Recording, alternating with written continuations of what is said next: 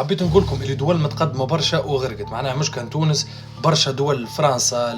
بلجيكا، المانيا عندهم يعني بنيه تحتيه، اسبانيا عندهم بنيه تحتيه قويه، وسارتا مومون راو كي تصب قوة ربي ما فيهاش، قوة ربي راك تحب تدمر راك شفتوا يعني الموجة متاع البحر في الحمامات وفي نابل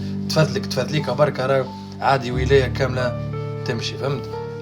في الأوقات كما هكا ما نجم وكان ندعو ربي ونقولوا إن شاء الله ربي يلطفنا وربي يلطف ببلادنا، وندعو الناس كل اللهم اجعل أمطارك خيرا وبركة لا هدما ولا غرقا، اللهم قنا الفيضانات والسيول والكوارث، احفظ بقدرتك العباد والبلاد، اللهم اللطف بنا فيما جرت به المقادير، ونجنا برحمتك من كل شر، اللهم احفظ أرواحنا وأموالنا وبلدنا، واكتب لنا الأمن والسلامة في الدنيا وفي الآخرة. هذاك علاش تو تونس مستحقة كانت تدعي لكم، هذاك راو باش تشوفوا معناها ربي راو حارس البحر، معناها تصوروا يغفل شوي ربي راو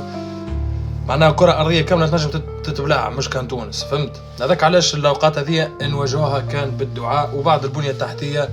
تو تونس إن شاء الله وكل مرة نحسنوا في حاجة لين تولي عنا بنية تحتية قوية. من في الأوقات هذه إلا الدعاء، تدعي كان ربي، خاطر باللي باش تكون قوة البشر وباللي باش تكون الدولة متطورة، راو ينجم ربي